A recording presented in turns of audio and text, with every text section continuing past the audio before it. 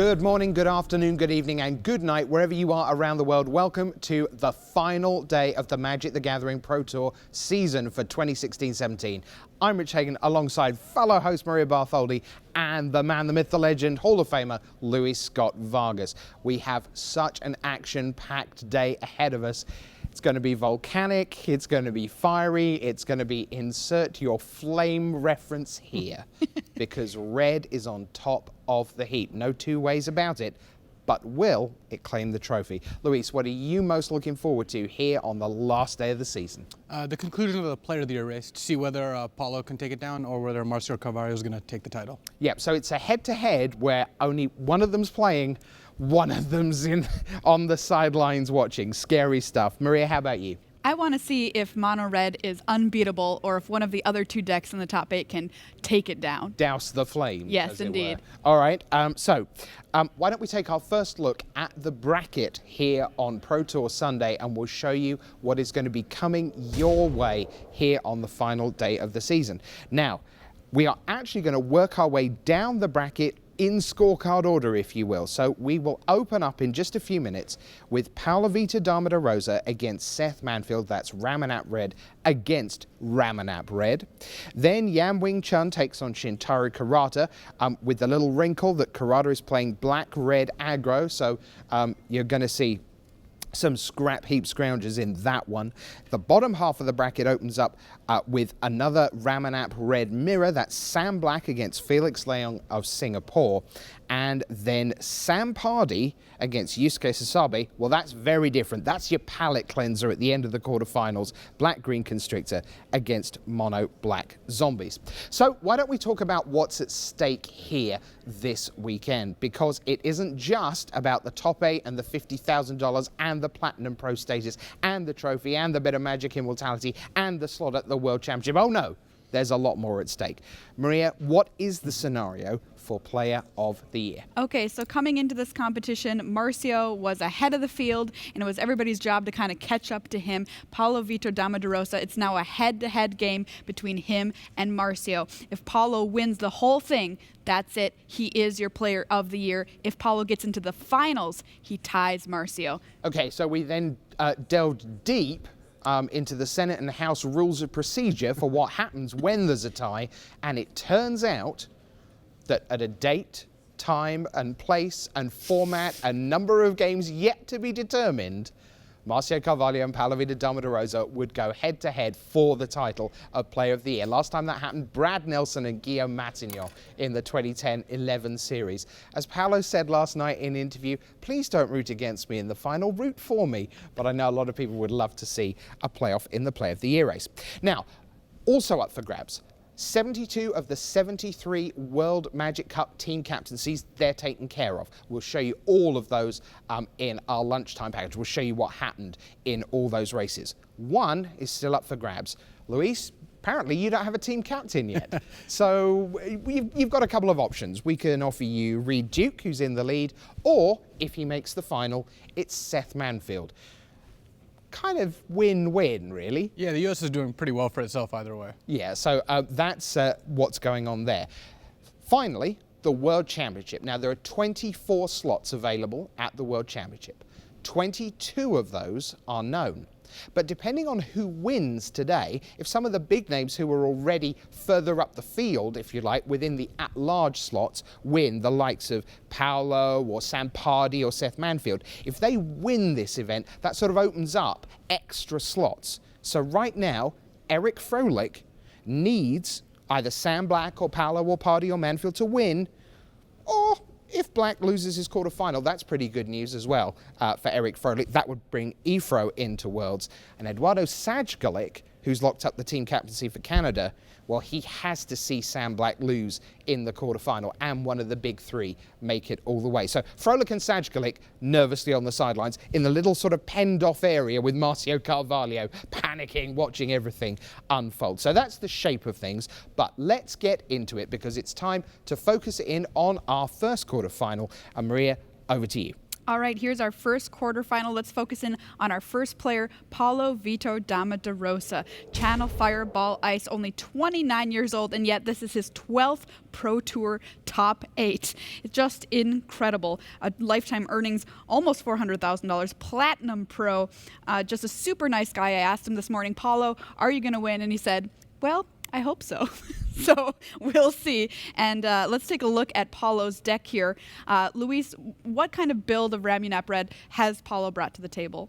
So this looks very similar to a lot of the other Ramunap Red decks in the top 8. You know, looking through, there's not a whole lot of variation on the slots because this is such a focused linear deck that has a really, solid game plan. Not a whole lot of different ways to go within those card choices, but he's got 4 copies of Village Messenger, for example. His opponent, Seth Manfield, does not. And he's got, a conservative 24 lands, for example, because a lot of their lands, goes to the face with Ramunap Ruins. So we're going to see Paulo trying to curve out, trying to play 1-drop into double 1-drop, not even 1-drop into 2-drop. You want to play 3 1-drops by turn 2, and then finish the game off with burn spells and deserts. What does an ideal opening hand look like for somebody like Paulo? Something like 3 land, 3 1-drops, and like an incendiary flow would be perfect. Just come out of the gates hot. Oh, yeah. I'd like to ask you about what looks like a fundamental tension in the deck between here are the deserts that I'm removing from the game, from the battlefield to reduce the number of lands I have in play, versus Earthshaker Kenra, which has a cost of 2, but also has a cost of 6. What's going on with that? Basically, Earthshaker Kenra's Eternalize is a bonus. It's not an integral part of the game plan. If the deck doesn't draw too many Ramunap Ruins, sometimes you do Eternalize Kenra. We saw Sam Black actually lose that in the last round of the Swiss. And if you do have Ramunap Ruins, you don't really worry too much about Eternalizing Kenra. So it's a backup more than anything else. It is worth saying that in round 15 of the Swiss, these two were paired up against each other. And honestly, I thought they were playing for seeding. And then I realized that Paulo was actually playing to try and eliminate Seth from the tournament. He beat him, and Seth fell to 11-4, but by winning his last round, Seth makes it back in. So they've only been separated by a single round and a good night's sleep, hopefully. So why don't we take a look at Paulo's opponent here on the first of our quarterfinals, and it is Seth Manfield. Now, he is from Team Genesis. They will be going to the World Team Final in Boston later this year, in large part to Seth's fantastic top 8 performance right here. He's 26, well over 300 lifetime pro points, over $200,000, chance to add another 50,000 to that list today. This is his 3rd Pro Tour top 8. His greatest achievement, surely, that titanic 2015 World Championship, which saw him so narrowly defeat Owen Turtenwald, one of the greats of all time. So that's Seth. What about the deck that he's bringing to the party? Ramunap Red. Now, let me see. Well, there are actually a few little different bits and pieces here, Luis. Let's talk through it. One of the biggest differences here is that Seth is choosing to play Incendiary Flow over a braid, or over more copies of a braid. Paulo just goes with straight up braids. Seth has 4 of each. So Seth has a little bit more reach in terms of direct damage. The sideboards are also quite different, and because we're going to see 3 post-sideboard games if we go to the full 5 matches, then you're going to see the different cards that they've chosen to bring in their sideboard, which are vastly different, kind of come into play. Paulo is on the play. How big a deal? It's a pretty big deal. Both decks have tons of 1-drops, and being on the play, getting that little bit of initiative is a huge advantage. We can't always guarantee great magic because sometimes you get 3-0 sweeps. Are the red mirrors the kind of thing where it's more likely to go the distance and be a 4 and a 5 game set and they're down to 1 card each and ripping off the top trying to find the last 3 points of damage? I think that these decks are very evenly matched. These players are very evenly matched. We're likely to see a lot of games. Well, let's hope we do see a lot of games. They are ready to bring us the first quarterfinal of Pro Tour Hour of Devastation.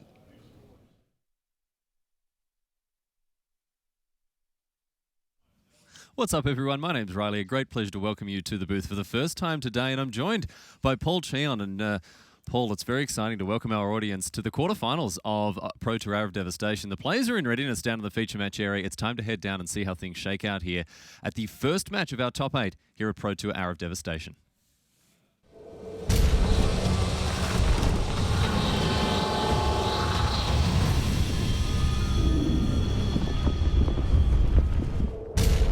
Hello and welcome to the top 8 of Pro Tour Hour of Devastation. You're in the booth with me, Riley Knight, and Paul Cheon is at my side as well. And on your screen, our quarterfinalists who are about to go at it, hammer and tongs. We have for you the Hall of Famer, the 12-time top 8 competitor at a Pro Tour. It is Paulo Vitor Damo da Rosa, the Brazilian superstar. But I tell you what, he's got a tough battle on his hands because he's playing against a former Player of the Year, Seth Manfield, the American. This guy, no slouch either, Paul. And both of these players are playing mono red. Yeah, two of the higher profile players just battling in the first round here. Paulo, unfortunately, though, started with a mulligan to 5. Mulligan to 5 and a scry below decks as well for the Brazilian. So he's going to have to dig deep here to find the tools he needs to take it over the top.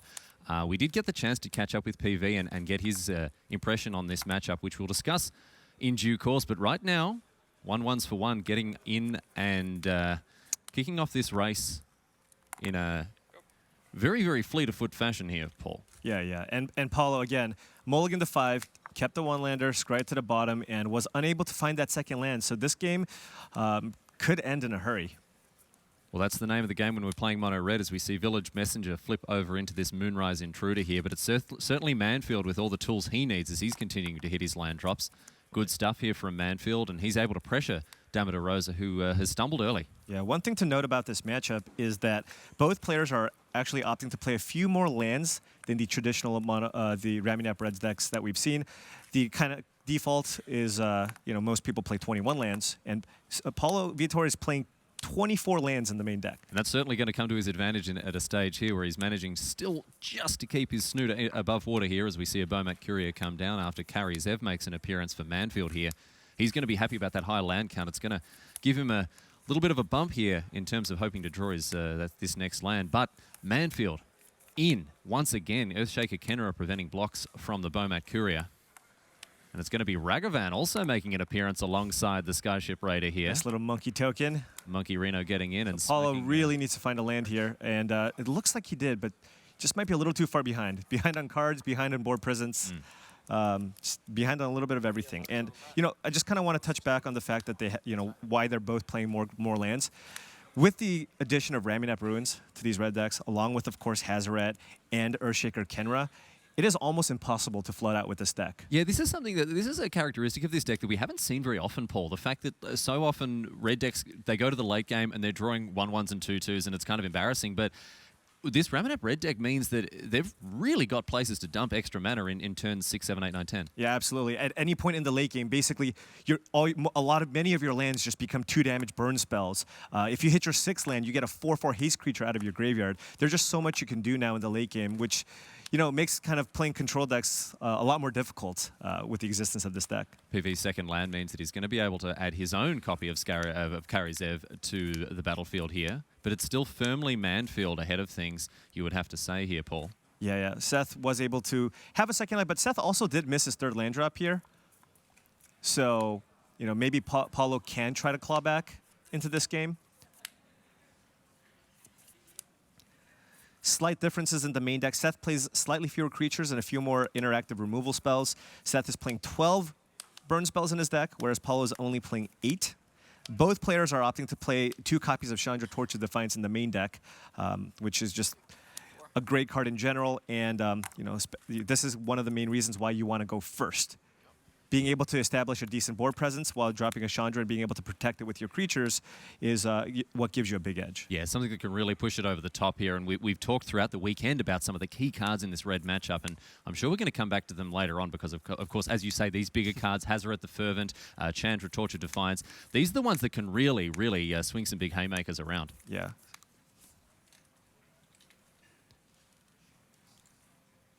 We're having trouble on the iPad here. Manfield now, he checks in with the top of his library. What can he find? He's still got a pretty full grip here. Yeah, both players just kind of stuck on 2 lands, so it'll be interesting to see. I think it looks like Paulo is holding an Abrade in hand, so he actually does have kind of a tricky decision to make here. There's a Bomat Courier currently on 5 cards. Yeah, we got a big boy here. He's got a nice big postal sack ready to go, full of letters for the township here. And I think we saw the record this weekend, Paul, has been 7. A full grip. We did. Sebastian Pozzo earlier against Dmitry Budakov. Yeah, the standard master. Seven lands. Oh, seven cards off a Bowmat Courier. That he drew more cards in the blue deck. Yeah, it was insane, and certainly, the postie came around with a very full mailbag for him. But Manfield is looking to go toe to toe there with that huge big count there on the Bowmat Courier. We'll see how it works out for him. He does have, as we said, he's already got a full grip as it is now. He's got 5 or 6 cards in hand. Yeah, it is possible that at some point he might want to cash in that Bowmat Courier just to make sure he doesn't miss his land drops and just kind of push the advantage. Paulo still unable to find his third land here. If you take a look at his hand, this is Seth Manfield's hand, but even if you look at Paulo's hand, he did not find his third land. He's holding another Braid, but too many threats to deal with. It feels kind of bad to kind of deal with the Bowmat Courier because it's only a 1/1. You know, it's not the card that's kind of just the most dangerous card because it's not doing a ton of damage. But at the same time, there's 5 cards underneath that Bowmat Courier. Yeah, that is risky stuff for Damo da Rosa should this game continue, of course. Both of these plays kind of hobbling across the battlefield here. We're not seeing any huge, big, swingy plays as both players hugely constrained on mana. Damo da Rosa is going to flip over that Village Messenger once again, and it looks like we're going to have this Bowmat Courier bite the dust in the upkeep. Yeah, and Paulo actually opting to do this on the draw step here, as you know, that now puts Seth to the test. It's like, look, I know you don't have a third land. There's 5 cards under that Bowmat Courier. If you didn't draw a land and you really want to find one, you're going to have to sacrifice that Bowmat Courier and lose that card that you drew for the turn. Looks like he didn't draw a land either, as we see Gorgia, Karizev, Hazard, and a couple of uncropped crashes ready to do some business here for Manfield without a third land, however. Most of those cards are stuck in his hand. A very difficult decision for Manfield. What are you thinking about in this position? You know, the thing is, Seth doesn't really have a great play this turn. I mean, he can just play 1 of 2 creatures. I think it's actually reasonable to consider sacrificing the Bowmat Courier because there's a really good chance that you find some combination of lands or burn spells to get that flipped Village Messenger off the board. Then he gets to get in with, you know, 2 damage off the Soulscar Mage along with 2 damage from the Falconwrath Gorger, and that would put Paulo down to 3. So if you just kind of play the numbers, there is a decent chance there that Seth would have, you know, found an answer to the 2/2. The American opting against it here. He's happy with the hand that he's got by the look of things. As you can see, this isn't going to be the most action-packed turn for Manfield. An attack with the Falconwrath Gorger. Wow, Damo da Rosa Paulo taking it. Taking it on the chin like an absolute champ here. And Karizev, number 2, coming down for Manfield. Damo da Rosa now. Sun-Scorched Desert off the top of his library. Getting a little bit closer to the Hazard the Fervent in his hand. A key card in this matchup, Paul. Right, absolutely. But currently, Paulo's got a grip full of cards. It's the game's likely going to be decided before that. You know, the way Paulo gets back into this game is if he somehow goes land into double removal spells to get rid of kind of the threats on Seth's battlefield. He absolutely has to find a way to deal with this Karizev on the battlefield. So the main point that Damo da Rosa will be thinking about right now is rather than, you know, adding to the board, which is he's in a position to do, as we'll probably see, he needs to manage the threats that his opponent's the question his opponent is asking right now. Yeah, this is a really interesting attack as he's at 5 life and just kind of been on the defensive the entire time. Yeah, look at that. He's swinging the Willow around in a major way, getting on the front foot and looking to crack one through the covers here because he is he's certainly taking a very aggressive posture with this Moonrise Intruder. Yeah. I guess his plan is to just not block with this. His plan here must be to play 2 creatures, meaning that the Village Messenger the Moonrise Intruder will flip back into a Village Messenger, so it'll just be able to basically block nothing. But I would still kind of be interested in being able to block this Falconwrath Gorger. So let's take a look at what Paulo has in hand here. What's he working with? Because he's going to have to find some pretty special tools as we see Manfield line up the block. Away goes the Soulscar Mage. All right, so he did find a land, and he is going to play both the Bowmat Courier and the Village Messenger. 1/1. And another 1/1, both with haste. Neither of them attacking. So the old post-combat haste creatures for the Brazilian here. Oh. A big draw from Manfield. Yeah, an Earthshaker Kenra from Seth Manfield. Is that going to be lethal? He makes it so one of the creatures can't block. The 2-power creature, a 2-power creature gets blocked, and that's 5 damage. So Manfield even after Paulo blocks one of the creatures. Manfield with the falter effect on the Village Messenger and the big attack here from the American and the Brazilian superstar here, the Hall of Famer. He's gone down in game number 1. A decisive victory for Seth Manfield. Both players struggling with mana, but at the end of the day, Manfield able to get up and over the top. So well done indeed to him. And Paul Cheon. Damo da Rosa is going to have to dig deep and find that characteristic heart, that drive to win if he's wanting to get over the top in game number 2. Yeah, he went down to 5 cards. You know, It's gonna be really difficult. It's really difficult. The only way you can kind of win on a Mold of 5 is playing one of your powerful 4-drops on the play, just on curve. We'll see how things shake out. Stick around, everybody, because on the other side of this, we've got Game 2 of the quarterfinals of Pro Tour Hour of Devastation coming your way. Represent your country at the World Magic Cup at national events. This September, you can compete against your country's best players for the title of national champion. You need Planeswalker points to participate, so keep playing in local events to qualify. Learn about qualifying for nationals at magic.wizards.com/nationals. HasCon is happening September 8th through 10th in Providence, Rhode Island. HasCon will be hosting a Magic the Gathering Iconic Masters release event, 25th anniversary drafts, Magic spell slinging, and all your favorites from the world of Hasbro. Join the family. HasCon tickets on sale now.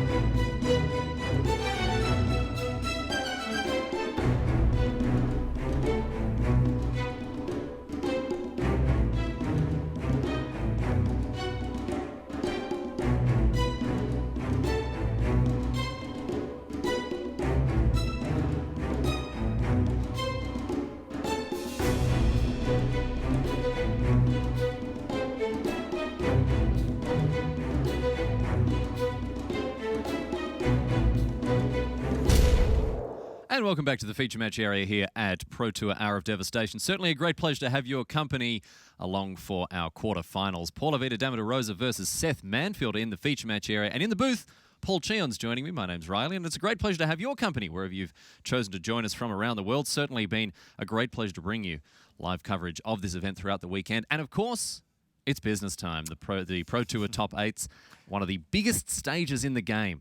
And these two here are no strangers to huge success here. And Paulo, both players mulliganing, and it looks like Paulo's light on lands again. He went down to 6, and he only has 1 mountain in hand, and he's playing 24 lands. Yeah. The whole point of playing more lands was to be able to play your Hazarets and Chandras on curve, and Paulo has yet to see a reasonable starting hand. Looks like Manfield, he's got 99 problems, but this 6 ain't one because he's happy enough to keep his mulligan hand here. But Paulo Vitor Damo da Rosa, he is hitting the tank like a blind goldfish here. He's really having a good old think about what he wants to do with this 6, and it's a tough decision, Paul Cheon. Yeah, I think he has to go. He has to go to 5. He's got one land, and he just didn't even have a great 2-drop in his hand. I think if he had something like a Karizev with the Scry, he might consider it. But yeah. Given that Chandra is one of those hands with the one land, you're very unlikely to play that Chandra for a long time. So Paulo Vitor Damo da Rosa down to 5, and he looked at the top cards of his library as well before mulliganing, which you should just never do. You never do it. It's so tilted. I always look. You always look. Oh, yeah. Very, very firmly in camp, don't look here. But in any case, no matter how you slice it, the Brazilian superstar here down to 5, and that is not where you want to be. Now, Paul Cheon, we got the chance, as I said before, to catch up with PV before he headed down to the feature match area. What were some of the thoughts that he had about this matchup? Well, when he was talking about the various builds of the Ramunap Red decks in the top 8, he was basically saying, I think my list, or our team's list, and Seth Manfield's list are the 2 best red decks because they do play more lands. They do have the main deck copies of Chandra, Torch of Defiance. So he thought he had a really, really favorable matchup against other mono red decks. But because Seth also has a very similar list to Paulo's, he's like, you know what? I think this is actually a very, very even matchup. Yeah, his the exact word that comes to mind when he was describing this, he said it was even-ish. Yeah. Which I don't know how much information that actually gives us, but it looks like Paulo's happy with his 5. So we are off to the races for game number 2, of course. Both players have not been given the opportunity to sideboard just yet.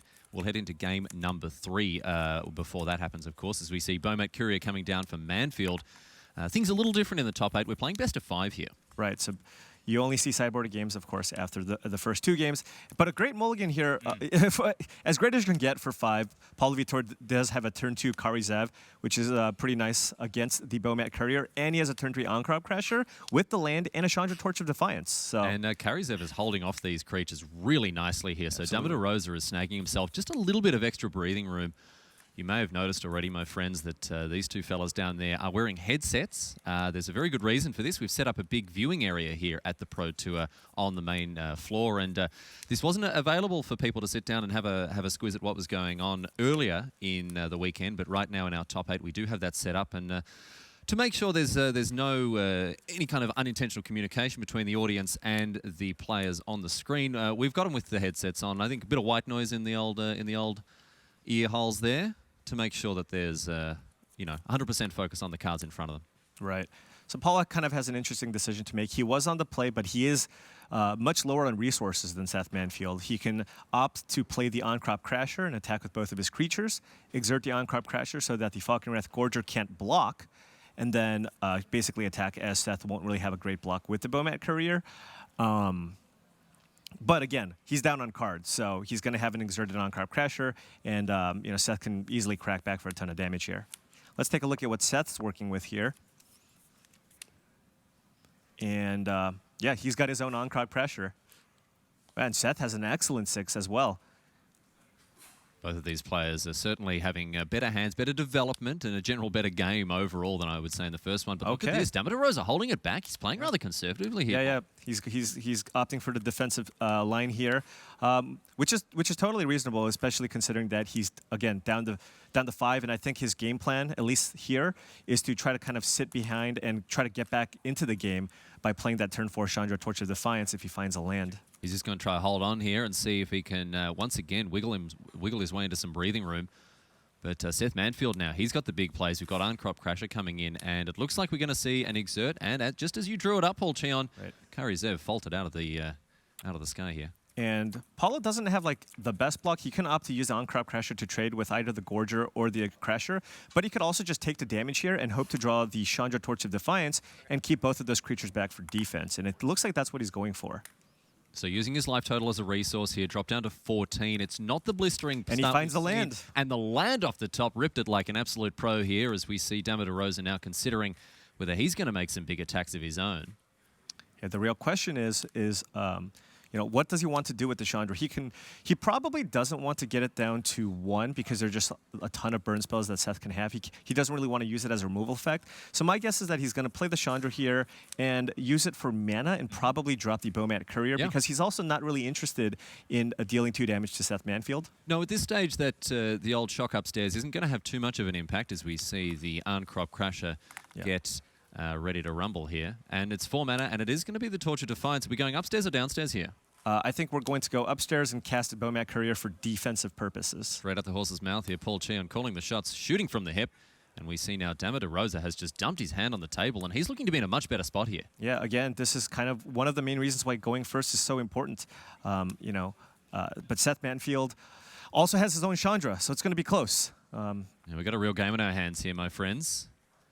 I think a lot of it will come down, of course, to how the tops of the libraries of these players treat each other. But Damo da Rosa is in a good spot to start drawing extra cards. Right. Oh, and Seth finds another... Oh, did he have this Crasher, or did he find this? Another Uncrop Crasher getting in and about, looking to pressure this Chandra from Damo da Rosa here. It's going to be exerted. And currently the Chandra is on 5, so he's going to want to use this Bowmat Courier. If he blocks the Falcon Wrath Gorger, the Chandra will go down to 1, meaning it will survive, and Paulo will be able to get some value out of this Chandra. Soulscar Mage joins the fray, and it's back to Damo da Rosa now. He draws. Oh, playing it very close to his chest here. Didn't get a good look at that. Paulo's definitely going to need to find some help here. That's not what he wanted. Given that we know that Seth Manfield has his own Chandra in hand, Seth can now untap, play his own Chandra plus, and just finish off the Chandra Torch of Defiance with the 2 damage effect. So we're going to see Manfield's Chandra taking out Damo da Rosa's Chandra in all probability. It looked like Damo da Rosa just having a land in hand there. Right. We'll get an update on that as soon as it's made available. But as you see, Damo da Rosa really having to have a good old think about what's going on here because he's in a tight spot. Yeah, definitely. And he was the first to resolve Chandra, but again, Paulo mulliganed to 5. A little bit lighter on resources. Being punished for it too, as we see now. An all-out attack from Damo da Rosa. And no need to exert here, as the only blocker is a Soulscar Mage. And Manfield with a precious few other options other than to take it. Skari Zev and her little monkey friend getting amongst it, as well as this Uncrop Crasher. As we see, Manfield now untap. Our Paulo on the burn plan here. But it's still really close. Paulo does still have some pretty good draws. They're in a racing situation. Seth does have to devote some resources to at least get that Chandra off the board. So that's just damage that Paulo is not taking. I mean, that's the way to look at it, right? This Chandra is sort of like a proxied gain life spell almost, you know, and that's critical in a situation like this. Yeah, and that's part of the reason why just Planeswalkers in general are so difficult to deal with, because oftentimes when you play one, the game changes from I need to kill my opponent to I need to get the Planeswalker off the board. Well, we do see Chandra number 2 coming down here. Manfield considering his options. And as you mentioned, Paul Cheon, he has the option to just mow down that other Chandra here. Yeah. Bit of a flavor violation, I have to say. But all the same, at the highest level of Magic, that isn't often the first thing on the player's mind. Of course. Yeah, Seth has a pretty big decision here because he also wants to be able to protect this Chandra. So the question is, how aggressive do you want to be? But he's at 8 life. Paulo does have an active Ramunap Ruins. Paulo could just, somehow find a way to just draw enough, if let's say he just goes running Sunscorched Deserts, he might be able to get just enough damage through to get Seth Manfield down. Now, interestingly, Damo da Rosa is not playing any copies of Incendiary Flow, so he doesn't have a lot of direct damage to go straight for the Seth Manfield Scon here. Right. All he has are 4 copies of Shock and 4 copies of Abrade, which is just an interactive spell. Whereas Seth Manfield, working with a lot more burn, again, like I said before, he's got 12 burn spells in his deck. He's got 2 copies of Collective Defiance, 2 copies of Shock, with 4 Incendiary Flows, along with, of course, the 4 copies of Abrade.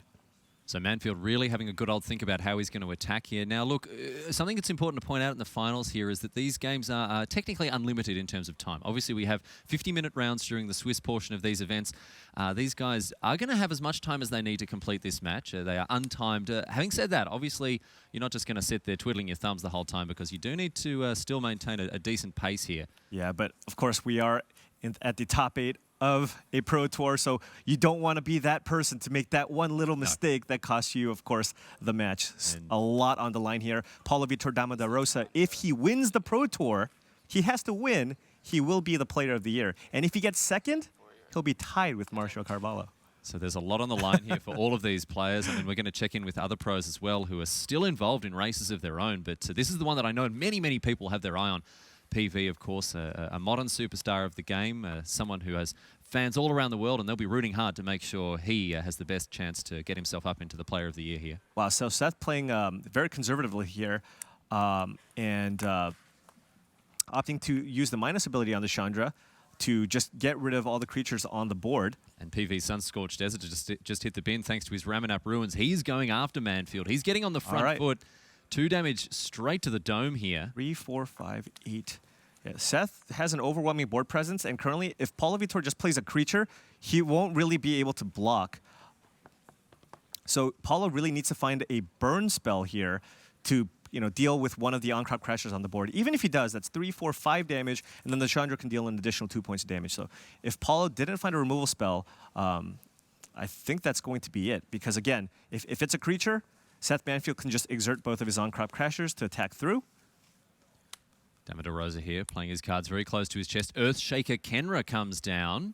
Hasty creature with a way to push through some damage. And we're going to see here Kari Zev pressure this Chandra.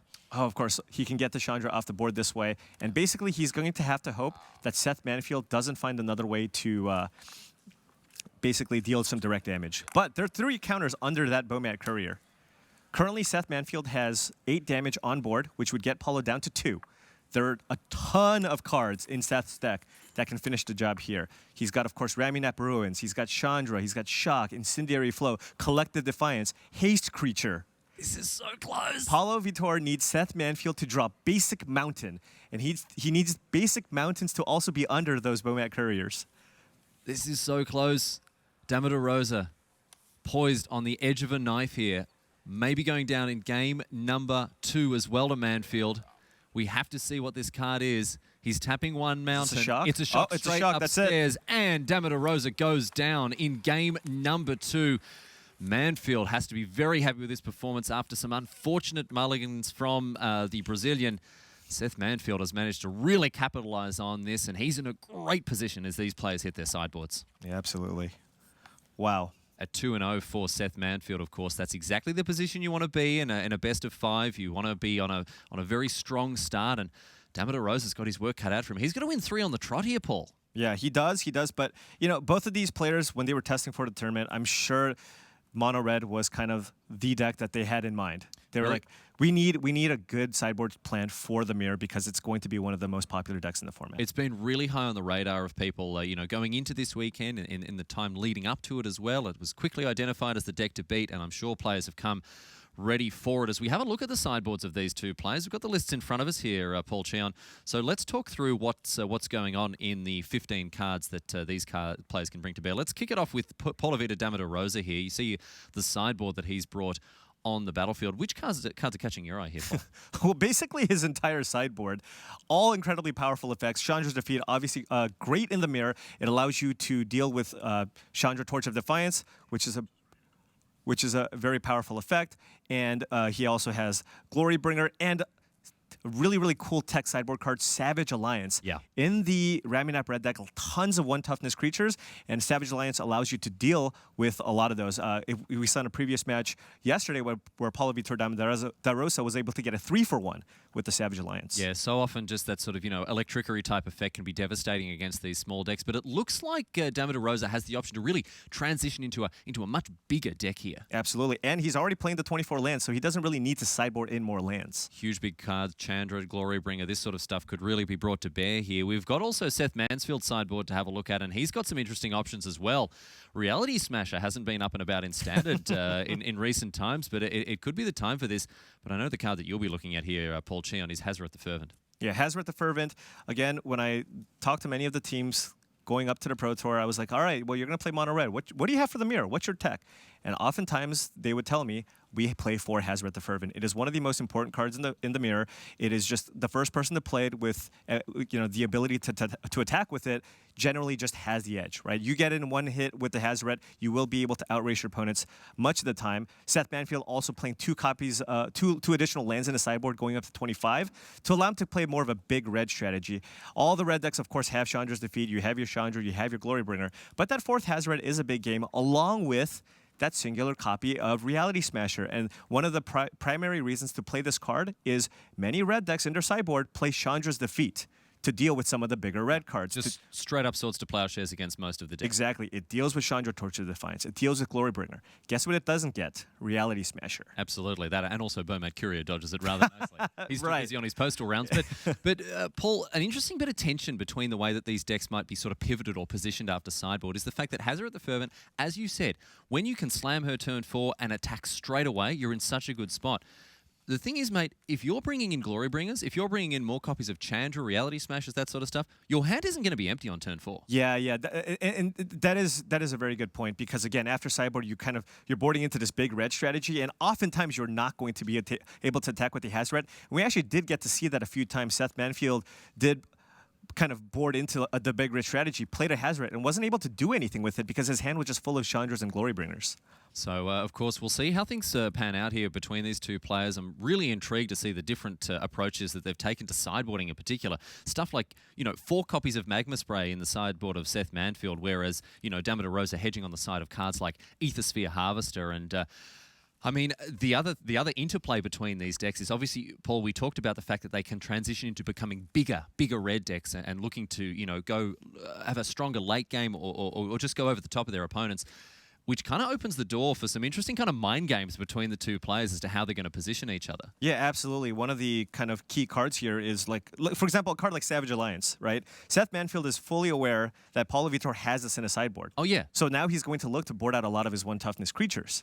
And so that drastically kind of changes kind of what Seth is going to be looking to do when he's sideboarding. He's like, well, I don't want to get blown up by this card, so I'm just going to take out all my 1 toughness creatures. Then does Paulo even board into Savage Alliance? That's right, because he knows that his opponent knows that what's going on. So we get all these double, triple, quadruple guessing here. And I think one thing that's important to note, at this high stakes, hugely important tournament, both players do have access to the other's deck list. Not throughout the entire tournament, but during the top 8. I mean, PV, he's had all night to look at Manfield's list, think about how he wants to approach this matchup. Same goes for Manfield. These guys, they know what's up. There's no surprises here. Yeah, definitely. And yeah, again, taking a look at PV sideboard and even Seth Manfield sideboard, they can even just pretty much bring in their entire sideboard if they really wanted to. Yeah, right. Yeah. A lot of options here for these two players, and it looks like we're just about ready to go here as these players shuffle up and deal themselves out their starting 7s. I know that, of course, PV will be hoping that his deck treats him a little bit more kindly than it has recently. And look at that face. Oh, my goodness. He cannot catch a break. He's down to 6 again here. That's 5 mulligans in 3 games for PV. That is insane. Seth Manfield, however, look at that. Cool, calm, collected. He's looking like a cucumber on display here because he is absolutely loving it. Our reporter there, Tim Willoughby, getting the inside scoop on what's going on in the hands of the American here. I know Seth Manfield has a fantastic resume, but just imagine just kind of sitting there against one of the greatest Magic players of all time. Of all time. And going, man, this is going to be a really rough match unless he mulligans to 5 every game. And so far, PV is on track. But you can see, the mental game of this player is just astonishing. Can I point something out to you, Paul? I'm sure you're across this. Paulo Vitor Damo da Rosa, 12 top 8s, 1 top 16. This guy is a closer. This guy, no, he's got a lot of heart. He digs really deep, this guy. When he wants to get up and win, he just knows that when it comes to that sort of win and in situation, he finds that strength very deep down inside of him. He's got that hunger. He's got that hunger for victory, Paul Cheon.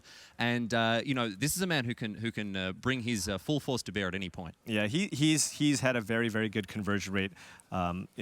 He's definitely been very successful in a lot of his win and ins. And this is what this is the talk amongst the highest level of players amongst the game. They really respect that a player who can convert. That's what we call them. We call them a closer here, and PV's certainly one of that. And his those numbers are actually just completely absurd, though, if you think about it. If you look at many Hall of Fame players, they'll have a decent amount of top 16s on their name. Paul is just like, you know what? Once he's there, let's just go. Once he's there, he's there. That's it. And of course, as I say, at the highest level of the game, there's nothing that commands more respect than just being one of these players who is always ready to do business. And Paulo Vitor Damo da Rosa. Oh my goodness, that is a sun-scorched desert as the only land. Oh dear, we're feeling the collective cringe of the Magic community as PV goes down to 5-3 games in a row. This poor man is not being treated kindly by his deck. Fortune is a fickle mistress, and right now, PV is feeling the sting of her ruler on his knuckles. Yeah. The joke is whenever you play against a friend casually and you just kind of scream out 555. Yeah. Seth might have been just doing that internally, and it's just working. He's a sorcerer. There's some sort of juju going on here for Oh, sure. man. This is brutal. As PV down to 5 once again. I mean, we're going to have to see a miraculous comeback here because Paul Cheon being so heavily disadvantaged by the loss of 2 cards out of your hand. I mean, he is on the play. That's really important to remember. It's such a key facet of this matchup here. But, I mean, this poor guy, he's really got his work cut out for him as we move into game number 3, which, of course, could be the final game of this quarterfinals if Manfield can hit his straps here. Yeah. Also, keep in mind he's going down to 5 cards, and if you look at PV's sideboard, he's going to be bringing in a lot of these really expensive spells, and so it's going to be just so hard. Like, he needs to hope that Seth Manfield doesn't have a quick start, which is reasonable. Yeah. Given that Seth knows what PV's sideboard strategy is, and then just run out of turn 4 Chandra, Torch of Defiance, run out of turn 5 Glorybringer, and basically just draw a live spell every single turn for the rest of the game. I mean, there are those Dream 5s. There are those Dream 5s where you can steal a win, you can go under like that. Let's see how it's treated him here. I see Pia Nalara, I see Falconwrath Gorger, and see... that's that Sun-Scorched Desert again! This is such a tricky spot here for PV, but he's going to keep, he's going to spray, and there's it's a mountain off the top. We got a game here because we are off to the races now. Sun-Scorched Desert. Ding for 1, says PV, fighting for his life here as Seth Manfield with a fresh grip of 8 cards in hand after that draw step. He's in a good spot to turn the screws here. Yeah, and given that Paulo just kind of led off with the Sun-Scorched Desert, I think Seth Manfield has a pretty good idea of the contents of Paulo's hand. He scryed to the top and kept. So he's just like, okay, well, that's a mountain on top. You need the lands. Look at this, though. Manfield without a 1-drop. We may have seen him transition his deck to become a bit slower. And Damo da Rosa, a hard-hitting 2-drop. So he's in a good spot now to start pressuring Manfield here. Interesting. So Seth Manfield did have Soulscar Mage in his hand, but opted to pass. It's a very curious set of circumstances here as we see Ramunap Ruins in hand for Manfield. He's going to hit his land drops, no worries. That is really interesting. I wonder what he was concerned about out of Paulo here. Magma Spray off the top, and we're going to see in a Braid take care of Kari Zev. And the follow-up play for Aethersphere Harvester here for Damo da Rosa. That's going to be a way for him to keep his head above water here. Wow, and actually Seth Manfield being punished here. I think he knew about the Aethersphere Harvester, but the Braid is the only way for him to actually deal with an active Aethersphere Harvester. And I think he only had 1 Braid in hand. Let's take a look at Seth Manfield's hand again here. And yeah. Right now, no way to deal with the Aethersphere Harvester, which represents a huge swing if Damo da Rosa is able to attack. And he's going to be able to suit up and swing here. Pia Nalara in hand. I mean, Seth does have a decent amount of removal, so oftentimes PV will only be able to get 1 shot off with the Harvester. Actually, no, he's got a Pia Nalara. Yeah. This is a great mulligan to 5 for Paulo. Yeah, this is insane. And the fact that the Abrade was used, Paulo's going to be able to get in with the Aethersphere Harvester and 6-point live swing. And yeah, this is huge. Huge business in this matchup. Just attacking with a 3-5, you think, okay, whatever. But this swing is just massive because not only is Damo da Rosa chipping away at Manfield's life total, buffering himself that extra 3 points life, that's basically a turn against many of these red decks. Yeah, definitely. And I like the fact that Paulo opted to tap the Pia Nalara instead of the Thopter token. If Seth wants to attack with the Earthshaker Kenra, he needs to use a removal spell on the smaller creature here to get through. That's smart stuff from Damo da Rosa, exactly what you'd expect. I have to say, things have gone pretty well for him after this horrific run of bad luck he's had with mulligans and what have you. Incendiary Flow taking care of Pia Nalara here. And a Magma Spray to finish off the Thopter token. A straight up 2-for-1. Damo da Rosa's back in it. Yeah, that's how Paulo's going to be able to get back into this game. Seth Manfield kept the 7. Again, remember, Paulo went down to 5. Uncrop Crasher in hand, as well as some other creatures. We're going to see some 1-drops enter the fray. Falconwrath Gorger, the first amongst them, followed up via Village Messenger. And look at this, another attack, another swing here as we see... this is so big. Are we going to see PV on the comeback after a mulligan to 5? Yeah, Seth had access to so many different removal spells. Again, he's being really punished here for using that Abrade. He could have even gone for the main phase Incendiary Flow. He could have gone for the Chandra's Defeat. I understand keeping the Chandra's Defeat in hand because, of course, one of the few ways PV can win on a mold of 5 is playing a turn 4 Chandra. You're going to need a way to deal with that, of course, and Manfield would have had that in mind. But as you say, Paul Cheon, a great observation. He's being heavily punished, Manfield. Yeah. Heavily punished for the deployment of that Abrade here. Yeah, I mean, he's got 3 more braids in his deck, but Chandra's defeat on a village messenger, Paul Cheon. that is not the ideal target. And he took one to cast it. Well, you know, he wants to use his mana efficiently here. Because he does have a Reality Smasher in hand, so if he draws a land, he won't have the opportunity to play the Chandra's defeat, and we're kind of in a racing situation here. Doesn't look like he's got it as the Earthshaker Kenra pokes in for another little bit of damage here. Now, Damo da Rosa's out of energy. He doesn't have any new ways to gain lifelink with the Aethersphere Harvester. Right, but he is currently, you know, sitting at 20 to 12, and there are no flyers in the red deck. Outside of Glorybringer, there is Glorybringer. So, you know, if Seth doesn't find an Abrade or Glorybringer, it's going to be really tough. Super aggressive deployment of these Chandra's defeats here by Manfield, but he's added to the board, and Damo da Rosa right now doesn't really have a way to pressure Manfield, although Uncrop Crasher could change that. We'll see Aethersphere Harvester come in for another 3. All right, so we're in a racing situation.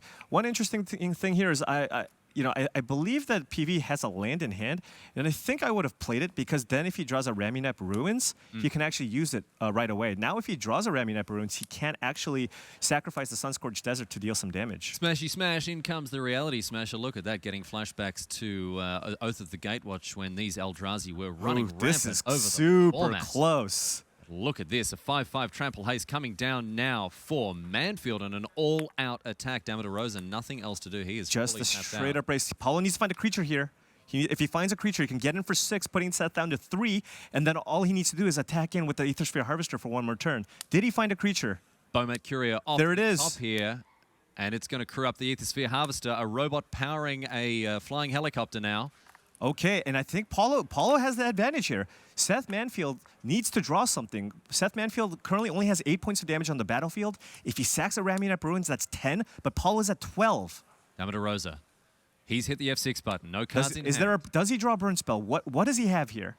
Manfield, 1 card in hand for him. This has gone right down to the wire. Damo da Rosa. Right off the top. Nope, that's not going to do it. It's a Ramunap That's not going to do it. Paulo's going to win. Paulo Vitor Damo da Rosa here as a Seagate Wreckage checks in once again for Manfield, but he is out of options here, Paul Cheon. He needs to find an Incendiary Flow or an Abrade. Those are the 2 cards that would get him out of this. Is this Aethersphere Harvester going to win it for Paulo Vitor Damo da Rosa? And you see Damo da Rosa on 12. He'd only be on 6 were it not for that lifelink. Did he draw an Abrade? What is in his hand? Top card of Paulo Vitor Damo da Rosa's library. We didn't get a look at it. Look at that. He's playing at the speed of light here. Damo da Rosa with the lethal attack in the air with the Aethersphere Harvester. He's got to be thinking about his options. He's got to be thinking about what could go wrong for him here, because one misstep and he'll fall off a precipice. All right, what do we have? That's a Karizev. Karizev off the top here for Damo da Rosa. If Manfield has nothing, Damo da Rosa only needs to get in with his 3/5 here. Yeah, that's the only thing. He at this point, Paulo Vitor obviously knows about the Aethersphere Harvester being lethal, but he's just being mindful of the existence of Abrade. Did Seth Manfield top deck the Abrade? And if he did, can I survive the attack back? That's what he's trying to math out here, and I don't think that he can. Bomat Courier pops on the goggles and is going to jump into the Aethersphere Harvester. By the look of things, Damo da Rosa really having to think about it.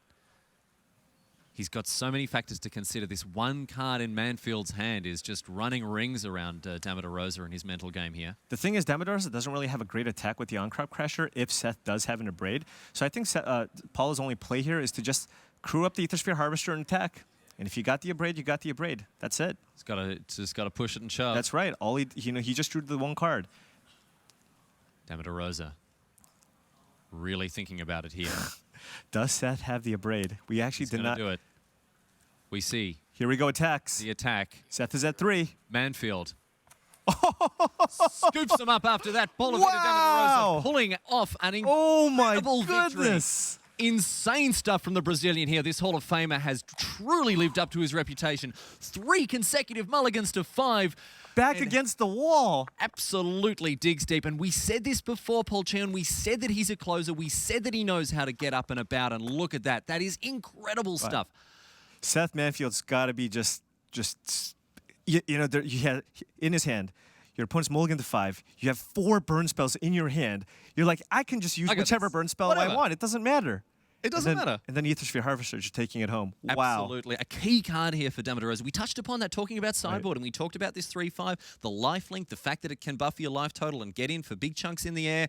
And, I mean, you know, you can't fault Manfield. It's very, very easy for us to sit back here and go, yeah, oh, we had perfect information, of course. Exactly. Like, we sit here and go, oh, that Abrade, you know, it was silly to deploy it at that time. I mean, he can't know exactly how it's going to shake out. But, I mean, maybe that's the lesson for Manfield here. Maybe he knows he needs to play around this Aethersphere Harvester, really respect the 3-5 because it did an absolute number on him, Paul Chen. Yeah, the thing is, oftentimes the play pattern, if you're playing a burn deck, and you know you have the choice of using a spell that just deals with the creature versus a spell that can also go to your, you know, that can target an opponent. Yeah, like you often use the removal spell that can only target a creature earlier, because you know in the late game that Incendiary Flow can just get Paulo Vitor Damo da Rosa, and that's probably why he cast that Abrade, and you know, just possibly, you know, not really thinking about the Aethersphere Harvester. Not only that, right? Not only that, Paulo was down to like 2 or 3 cards. Yeah. He's just like, you know what, this shouldn't be too bad. Like, I can just kill all the other creatures and the Harvester wouldn't matter. But Paulo had the perfect creature, Pia Nalar.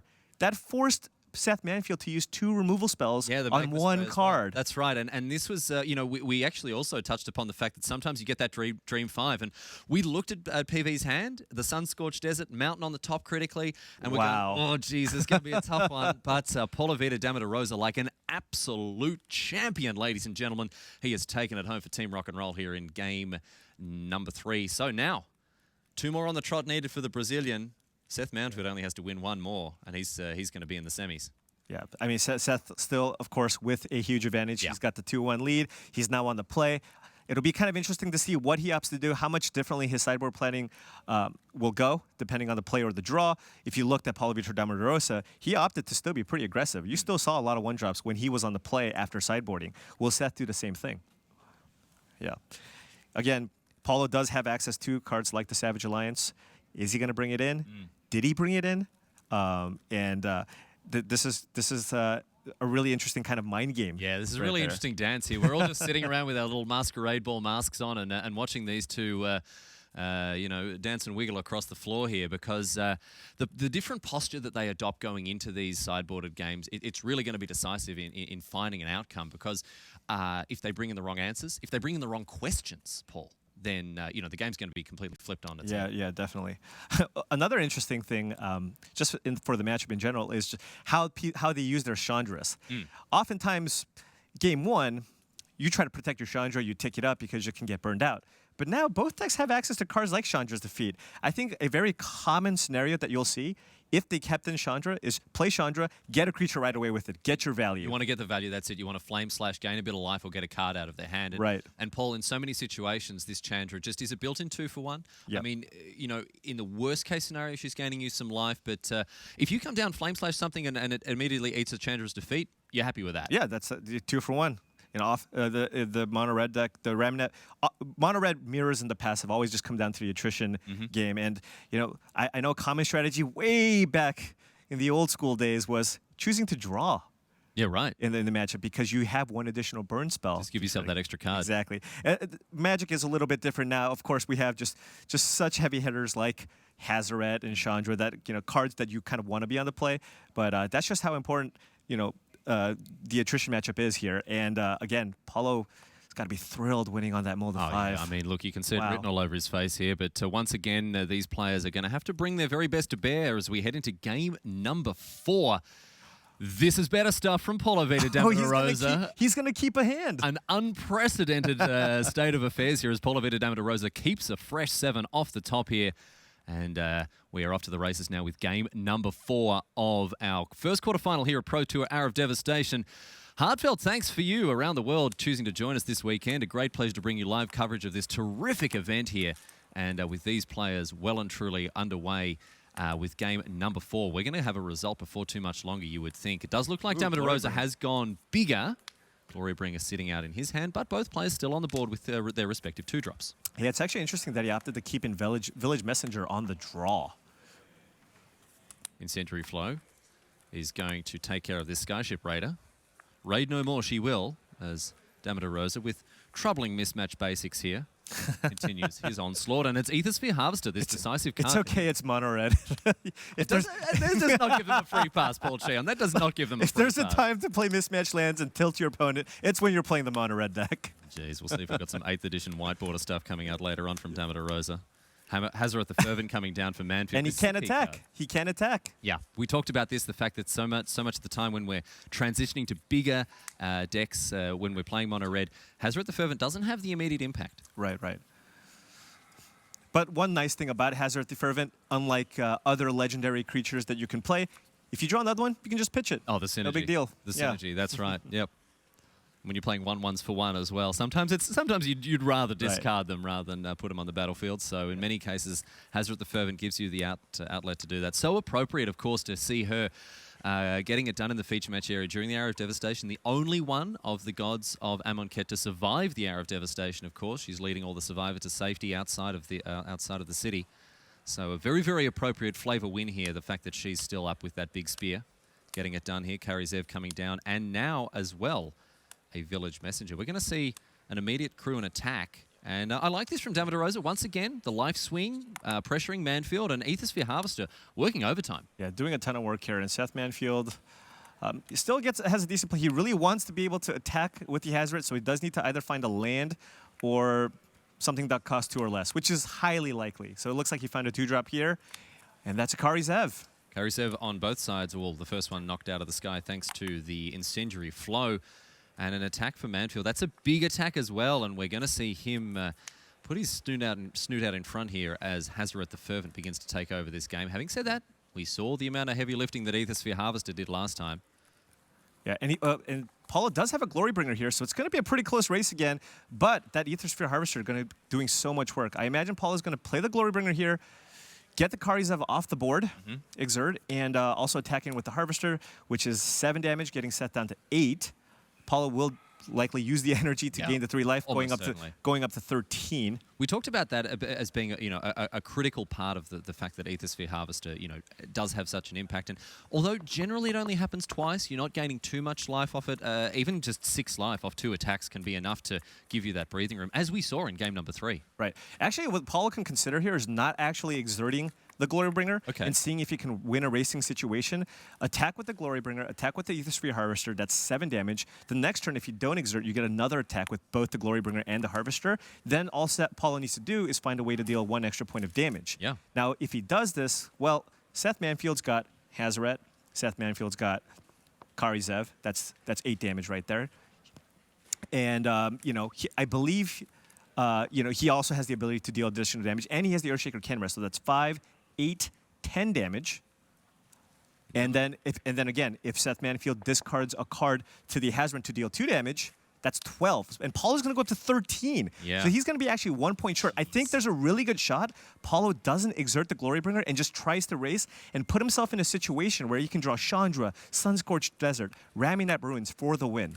Just a pair of onesies in it here for these 2 players by the look of the way that these races might pan out. Of course, depends what's on top of the libraries. It's going to be a very draw-dependent outcome here based on those final points of damage. Right. Paul. Seth does have a ton of outs if Paulo goes with this line, but Paulo just kind of running the numbers here. Which play is more likely for him to actually come out ahead here? Because that Hazoret, it's going to be pretty hard to race. Damo da Rosa now on the attack. Got some Cat Empire up in the to exert or not to exert. Looks like we immediately... He's not exerting. Snaps off the He's life not straight exerting. away, but he's not exerting, Paul Cheon. This is what you mentioned. We're in a straight-up race here. Seth needs a shock. He needs a Sunscorched Desert. A 1/1 haste creature will do it, right? Because it's 3, 4, 5, 10, 11, 13.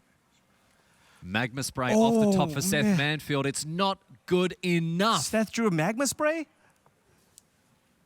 Magma Spray, of course, cannot go to the dome, and this is going to be crucial here. Magma Spray immediately deployed on the Village Messenger. So now Damo da Rosa needs a way to crew the Harvester. Actually, no. Yeah, I think Seth might actually still be ahead here. Taking a look, what is Paulo's last card here?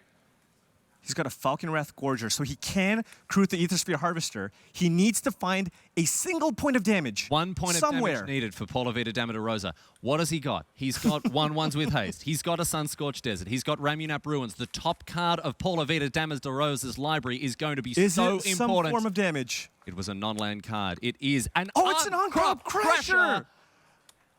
Boom! Here it comes down like this, and Paulo Vitor Damo da Rosa crews up the Aethersphere Harvester in with his haste. That's creatures. 10.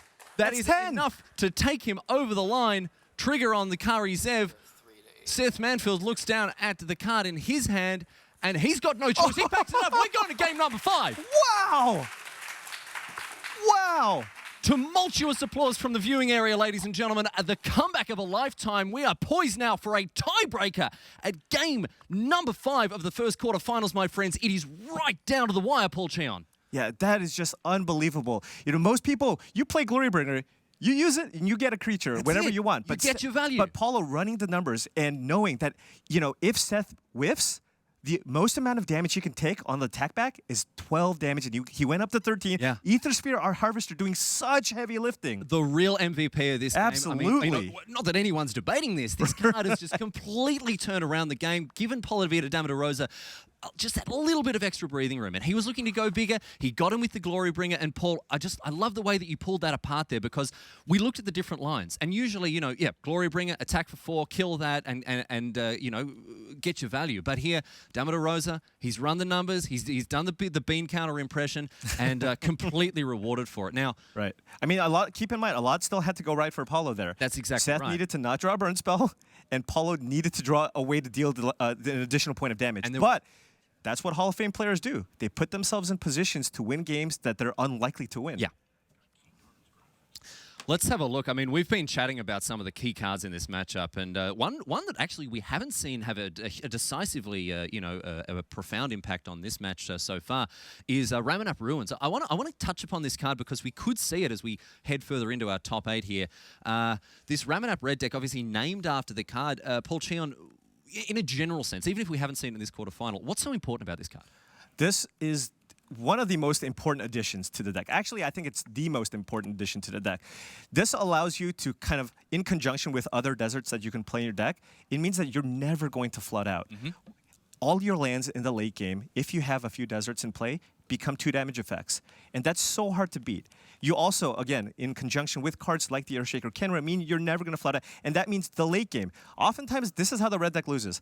I deal like 10 points of damage to you, and then I just keep drawing lands, and then I lose. And we've seen this so much. I mean, everyone who's watching the stream right now, they have played a game of Magic where they have just ripped land after land after land, and it feels terrible. But Ramunap Red means that you can be in a position turn, 7, 8, 9, 10, whatever, where no matter what's on top of your library, you're in the driver's seat. And that's such a good position to be in. Definitely. More key cards to have a look at as we continue through the lists that these players have assembled. Hazoret the Fervent is also a card that we saw. Seth Manfield, he probably thought that he's going to be in a great spot with this god. He probably thought that this was going to be one of the cards that's going to push him over the top, but didn't get it done in game number 4. It did not. But despite that, again, talking to a lot of people, this is one of the key cards in the matchup. Very, very important. You get this creature going early. Seth, unfortunately, wasn't able to attack that with the first turn he played the Hazoret, and that ended up costing him. He likely boarded in a way where it kind of slowed his deck down. And he had 4 Hazorets. He was a little bit Hazoret flooded, and so he couldn't empty out his hand. But this, again, in conjunction with the Ramunap Ruins that we talked about, you are never going to get flooded. It's so unlikely with Hazoret, with Ramunap Ruins, with the Eternalize on Earthshaker Kenra. It's just never ever going to happen. And that's why this deck has such good late game as well, which is often the weakness of aggressive decks. Yeah, red decks, I mean, in so many situations, if they can't get you dead by the 5th or 6th turn, then they're going to have a hard time providing that extra reach. But Hazoret the Fervent means that at the barest minimum, Paul Cheon, every card that you draw is a 3-mana shock. And so much of the time, like a significant proportion of the time, that's enough to get the job done. Yeah, I remember even when this card first came out in Amonkhet and we were kind of testing for the Pro Tour, we would play decks and my opponent would just play it, Hazoret, and I would just be like looking at my 6-card hand and thinking, wow, I cannot do anything to beat this card. Yeah. It is completely, there's only a handful of removal effects that actually deal with this. Grasp of Darkness being one of the best ones, which kind of, yesterday at the top tables, I saw a lot of zombie decks. Yeah. Because that's one of the few decks that I think has a favorable matchup. Well, that's it. I mean, 2 mana, get rid of this, hugely decisive and important creature. It can really turn things around. But in this situation, we're looking at these 5/4 indestructible haste creatures and thinking like, there's just no way to get it off the board. This thing is just, it is an absolute house. It is the real deal, Paul Cheon. Yeah. I still cannot believe Paulo Vitor mulliganed to 5 3 times. Well, let's see what this hand's looking like. It's looking okay. We've got a couple of lands, we've got a couple of spells, and he's brought in the Sand Stranglers. Yeah. Back against the wall. Pulls out game 3. Yeah. Pulls out game 4 in an incredibly tight race. And we're now at a game 5. Looks like he's happy with his 7 here, as you'd imagine. Game 5 between these two after Seth Manfield out of the gates like a champion racehorse and takes out the first 2 pre-board, but Damo da Rosa's brought him to account here, and we are off with our deciding game. Paulo Vitor Damo da Rosa, Seth Manfield, a Hall of Famer versus a world champion here. Karizev, the Skyship Raider, opening things up for Manfield, but Damo da Rosa's got a response. It's an Earthshaker Kenra in for 2. Yeah, just a racing situation. Taking a look at Paulo's hand here. Not a lot of... oh, no.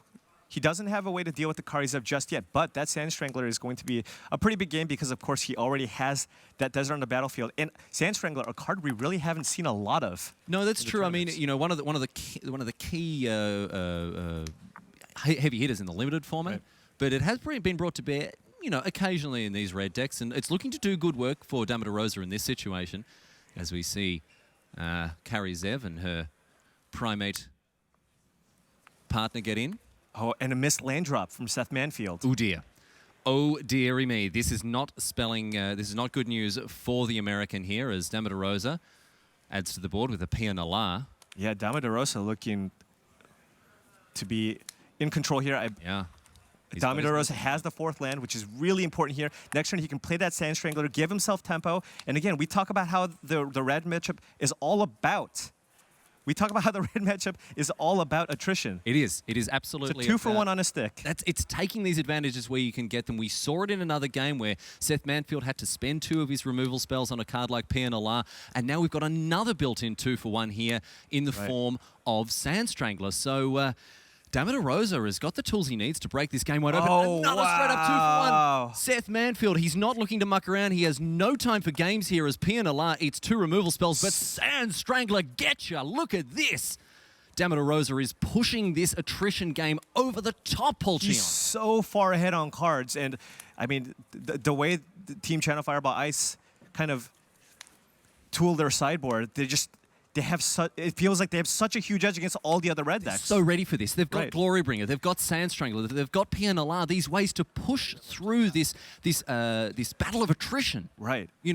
We see this lean, mean fighting machine game 1. We see these 1/1s for 1 getting in there and knocking them about, cracking some skulls, but it transforms completely as we move to the sideboard here, because both of these decks, they don't have ways to refuel. They don't have ways to continue to find resources. So it's all about cards like Sand Strangler at this point. Yeah, and again, now on the other side, Seth Manfield stuck on 2 lands.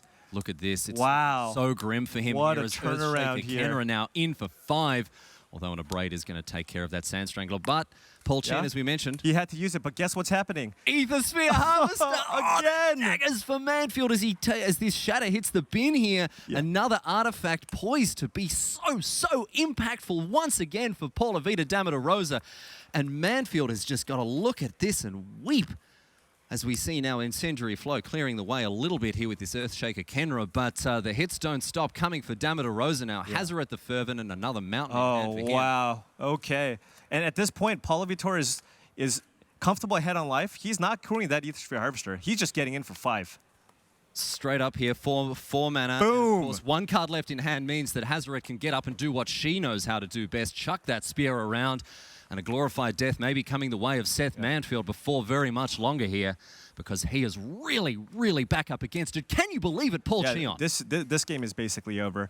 Seth has way too many cards in hand. He cannot block with his own Hazaret, even if he plays one. This Chandra's not going to do a whole lot either. Chandra into Karizev here, but Damo da Rosa holds all the cards here. He is in such a good position as he continues to lay out his battle plan now. Aethersphere Harvester just ready to chip in the air, ready to pressure his opponent. Hazoret the Fervent can be put online at a moment's notice here. And this, I tell you what, this is one for the ages, Paul Cheon. Right. You are watching a game of Magic that will live long in the memories of the people around the world, because Damo da Rosa, after going 2-0 down, he is back up and about. He's jumped off the ropes. He's ready to get in there, and he's poised to take over this game. And again, Paulo pushing the aggression here. He's got the Ramunap Ruins that we just talked about, likely going to be able to do the final few points of damage. I think what Paulo's considering here is crewing Aethersphere Harvester with this Hazoret, playing the other Hazoret so that he can get in for 3 in the air and also 5. So that's what we'd see here. Hazoret the Fervent, obviously legendary, only one of them can be at the same time. Right. However, use the first one to crew the Harvester, second one comes down, choose to keep the one that is obviously untapped, right, and can still get in there. What do you think about that play? Well, that gets in for an additional point of damage, right? Because any 3, he can spend 3 mana to discard a card to deal 2 damage to something, right? But if he does it this way, he gets to get in for an additional guarantee 3 because, of course, the Aethersphere Harvester has evasion and he can, choose to go where he wants with it. Now, he does have kind of an interesting decision. Does he want to just get Seth Manfield dead, or does he want to deal with this Chandra Torch of Defiance? Yeah, an interesting decision point here for Damo da Rosa. Another really important thing to bear in mind, and he's doing it, he's crewing, is the lifelink on the Aethersphere Harvester. So we are going to see the big Krewski, and down comes the second Hazoret, just like you said, just like the Doctor ordered, Paul Cheon. And a big attack here. Karizev forced to chump. Lifelink on the Aethersphere Harvester. That is a death knell for Seth Manfield. We have seen Paulo Vitor Damo da Rosa gain 15 life from Aethersphere Harvesters over the course of these matches, or these games here. It's truly been the MVP of this matchup. It's been so impressive. Paulo Vitor Damo da Rosa now. Here we go. Poised. Seth Manfield at 7. Seth needs to be able to deploy multiple threats with the Chandra Torch of Defiance. Currently, the Chandra Torch of Defiance won't be able to kill the Aethersphere Harvester. It won't be able to get the Hazoret. He needs to find a way to, maybe he can play a Glory Bringer if he has that. Let's take a look at Seth's hand. What is he working with here? He's got a Glory Bringer. So he can tick up the Chandra Torch of Defiance for the mana because he doesn't have the 5th land. Or he can play a Hazoret here to block the Hazoret. But Seth's currently at 7 life. What is he looking for?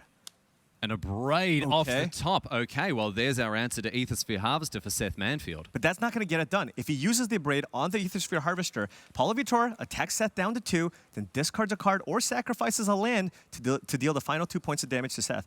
I think this game's over. Hazoret the Fervent now for Seth Manfield. Damo da Rosa. Crew, attack, discard 2 cards. That's 7 damage. Attacks, discards, and an extension of the hand from Seth Manfield. Paulo Vitor Damo da Rosa takes down the first quarterfinal. The reverse sweep! After having gone down 2 games to 0. An unbelievable turnaround from the Brazilian superstar. My goodness me, the relief on his face, the relief in his heart. This guy, Paul Cheon, is a closer. Unbelievable What an stuff incredible comeback from him. His reputation precedes him. He is an all-time great, an absolute superstar, and he has lived up to that in this position here. And of course, our commiserations to Seth Manfield, going down like a champ there. I mean, he was really battling so hard, but outclassed, outpaced, and I mean, after 3 consecutive mulligans to 5, Paul Cheon.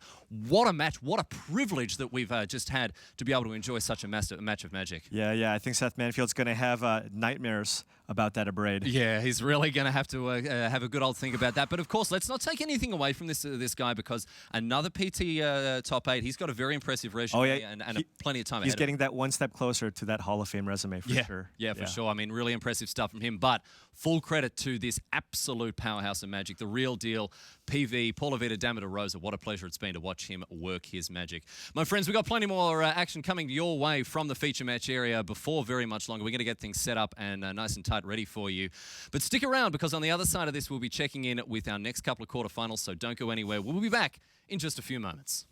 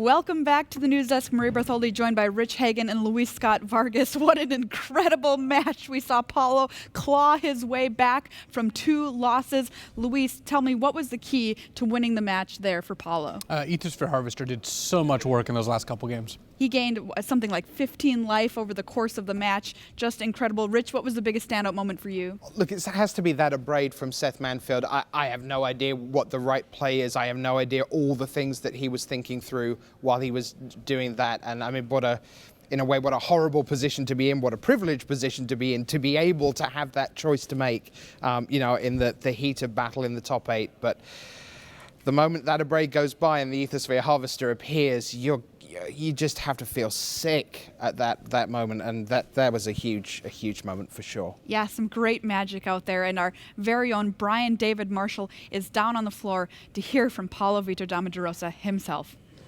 Thanks, Maria. I'm here with 12-time Pro Tour top 8 competitor Paulo Vitor Damo da Rosa, the Hall of Famer. We could just keep going, but we really want to talk about this just unbelievable comeback victory. Where does that rank for you in terms of unlikely wins? I mean, it has to be first for me. Down 2-0, mulligan to 5. I thought it was that. I was picturing my tweets already. It was a good luck to Seth and to Sam, and I really didn't think I was going to win. That's really what, as you're looking at going to 5 cards, you're actually starting to compose tweets in your head. Yeah, pretty much. I still can't believe I won. Now, I want to talk about that decision process. So you go to 5 in the first 2 games, and you get to that 3rd game. How do you sort of maintain that discipline to, make those very difficult mulligan decisions with so much on the line? I mean, I think you have to know that you have to make the right decision regardless of how it panned out. So I think for a lot of people, okay, you mulligan to 5 game 1, you lost. You mulligan to 5 game 2, you lost. You're like, well, this is a sketchy 6, but maybe I should keep it this time because it didn't work out last time. But, I looked at the hand and I thought, I think this hand is a mulligan. So I went to 5 again. It was, kind of like taking ownership of the decision, like, okay, it's my decision. I'll go to 5 again because I think it's the best thing to do. And it worked. So I think that's really hard. It's really tough mentally to put yourself in that position over and over when it didn't work in the past. Now, another really difficult decision is you have a glory bringer. I think it was game 4. And, the play pattern we've all fallen into with this card is that when we attack, we kill something, we exert it. But you didn't do that. What was that decision about?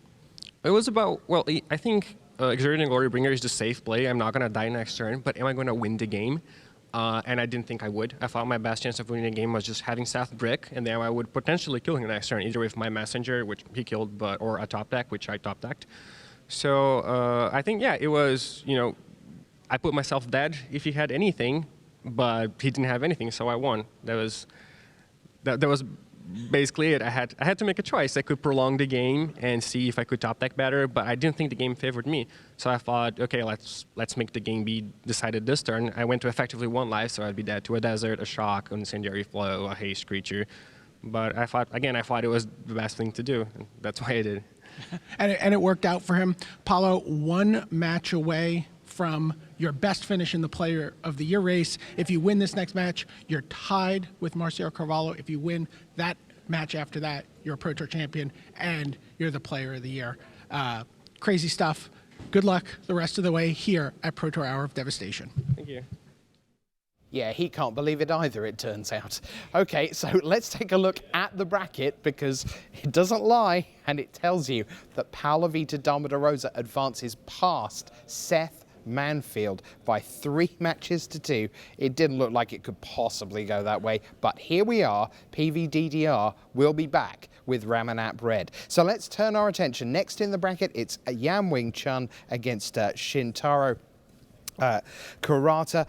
And Maria, we begin with Yan Wing Chun. There you see him, Yan Wing Chun from Hong Kong, just 25 years old, 109 lifetime pro points. Pro Tour top 8s, well, this is the first one. Grand Prix top 8s, 2, he is a gold pro. Let's take a look at his version of Ramunap Red. Luis, what stands out to you in this list here? This is a pretty typical version. One of the things that he's got going for him is 4 copies of Collective Defiance. It's a powerful spell on 3, 4, or 5 mana, and by playing 4 copies, that Yan Wing Chun has a bit more punch in the mid to late game. Can you tell me about the decision to include something like Incendiary Flow over Abrade? Yamwing Chun values the extra damage to the face. That's the main advantage. And against something like Zombies, which there is one copy of in the top 8, it can exile cards like Dreadwander. In terms of the play pattern, is this another deck that wants to go 1-drop into 1-drop, 1-drop? It still is, yes. These red decks really just want to go for the throat. So that is Yamwing Chun. His opponent, it's not Ramunap Red. This is the first of our at least slight alterations. Let's take a look at Shintaro Kurata, looking very, very sharp there. 27 years of age, he was able to intentionally draw in the last round. His only one loss in standard, 4-2 in draft, but he won't mind about that at all. The important thing is this deck has taken him the distance. One of those players who has a Pro Tour top 8 before a Grand Prix top 8. Let's take a look at the deck he's playing, and it is black, red, aggro. So let's take a look at the deck for you for Shintaro Kurata. So here we are. What's going on here, Luis? What's the black all about? This is essentially Ramunap Red that reaches into black for some powerful options like Cut to Ribbons, specifically Ribbons, and then Amit Eternal, as well as Collective Brutality. So still an aggressive deck. You're still looking at cards like Beaumont Courier and Falconwrath Gorger, but they're backed up by slightly more powerful black cards, the trade-off being that your mana base is a little bit trickier. You would think sometimes, at least maybe I would, that a list like this would include something like Scrapheap Scrounger. Do you have any insight as to maybe why it doesn't? That is a resilient threat. It does match up poorly against both Magma Spray and Incendiary Flow, and if you expect a lot of versions of Ramunap Red to be popular, you don't really want such an aggressive creature, especially since this deck is poised to be a little bit more controlling. A lot of the time on Pro Tour Sunday, we kind of soft play the lands because lands aren't doing an awful lot. They're just about have they got the colours they need, everything's fine. But today, lands are pretty important, and it's not just Ramunap Ruins. This is a slightly different list. We've actually got quite a lot going on here with the lands. Can you just talk a little bit about what those different lands are for and what they're doing for people who are perhaps not familiar with them and have been used to seeing mountain, mountain, mountain, mountain, mountain, desert, mountain, mountain, mountain? Here we've got the 4 copies of Ramunap Ruins, most powerful land in the format, but also as additional deserts, 2 copies of Ifnir Deadlands, which they act as a additional desert to throw with ruins, but also they can be used to remove opposing creatures. Okay, so potentially a big deal? It is. It really does protect Shintaro from getting mana flooded while still making sure he has all the colors he needs. All right, let's get to it. Yamwing Chun is up against Shintaro Kurata, who joins Paulo Vitor Damo da Rosa in the semi-finals. It's time to find out.